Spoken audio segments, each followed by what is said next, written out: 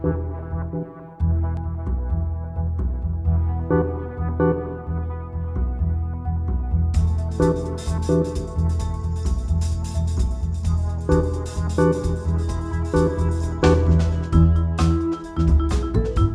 of these wedges, when you cut out 5 or 6, will give you the same distance all the way around. I've taken this very skinny wedge, wherever it is, and this one says makes 8 sides. Yeah. So this one here is the top. You can see there's papers there.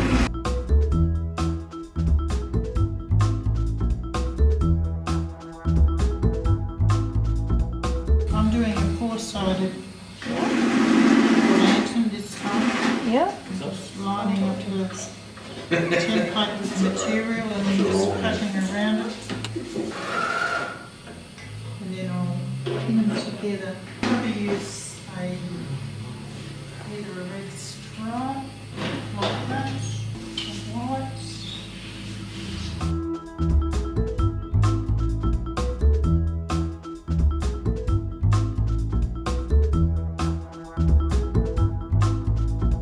I'm taking the wedges of fabric and I'm pinning them together.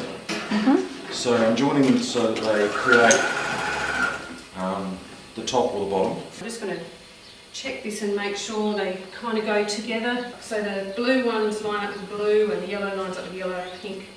So that one will be the stripes that run vertically down the lantern. But you can piece them together in different ways. We're just sewing these together. We found either an overlocker or you'll need to sew it and zigzag the ends together. Some fabrics will pull out, so you may need a different technique to sew them together. Mostly we found overlocking is good.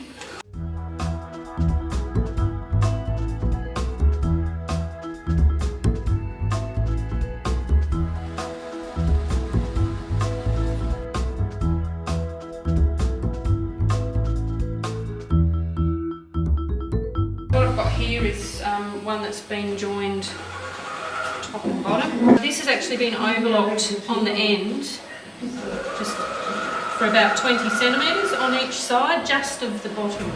And that's where the hole's going to be, where you can put your hand in or turn it inside out. I usually just check it and make sure all the pieces line up and look good. And then we put them front to front, so it's going to be sewn up with an inside out. What this needs now is a tunnel that goes all the way around that the spring rod will fit into. And I've been using this stuff here, which is a stiff interfacing. So I'm just going to cut off a strip which is about a couple of inches wide. This gets folded, and because it's interfacing, you kind of just press it with your hands and that makes a nice fold in it. So that goes next to this edge with the fold facing towards the top. Okay, so I'm just going to hold that in place and put it on the overlock and sew it.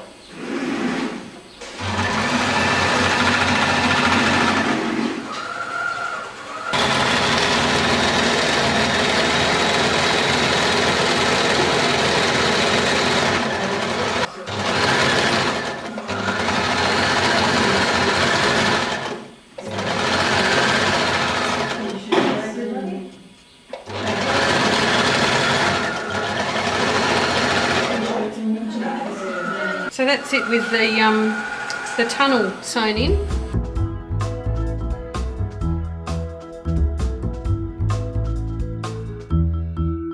The next step after that is to sew the sides together, join them together so they meet up where the tunnel is, and then just sew each half separately.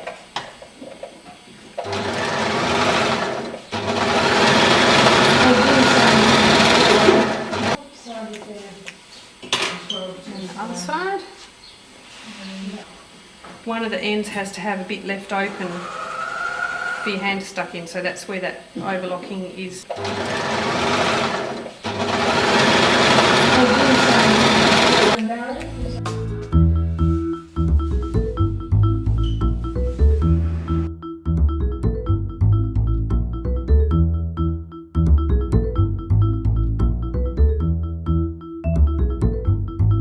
basically get a little piece of ribbon, make a loop, No, that's right. poke it in. And once you've got it in there, then we're going to close up the end. So this is still inside out, I haven't turned it the right way out. So we're just going to bunch the end together and That's sew across.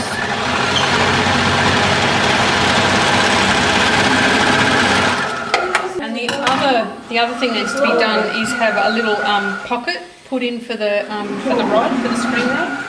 So I just make that out of some more of this interfacing. This overlock. Just fold it in half and fold it in half again. Give it a little bit of an edge. That's it. That's the pocket there that the rod goes into. And I'm just going to attach that on here. Just put that on there. And that's done. So it's now got the ribbon on that side and the pocket on this side. And then when we turn this whole thing inside out, this will be on the inside.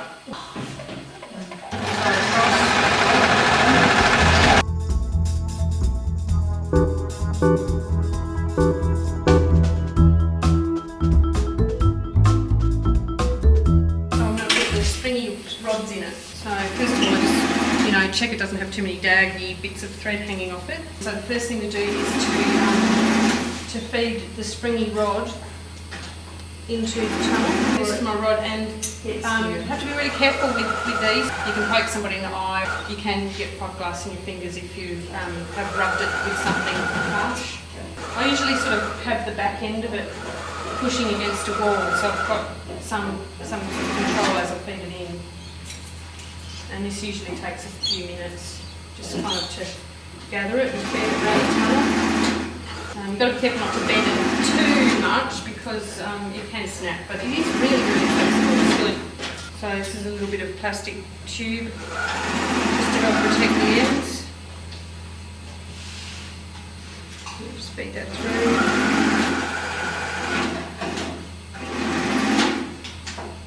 And then that goes in there, like that. So basically that makes a complete circle inside the tunnel. So it looks like that. And then where the opening is, to put my hand right inside through the opening and grab the top and pull it through. And then kind of manoeuvre the springy part through. Somebody described this as like a butterfly emerging from its cocoon.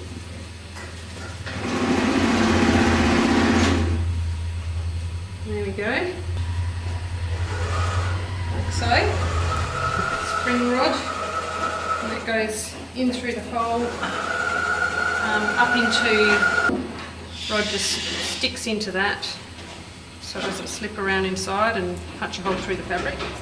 And then this, so yeah, that just goes into that little fabric holder there. Basically that's our lantern then. Yep.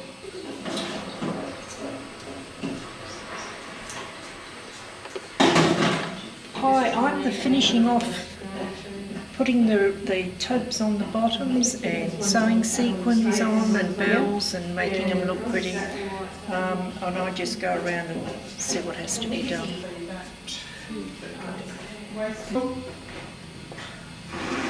Well, that might look nice. Just around the middle, Yeah, just to finish should it have a golden equator. all right. Golden equator around.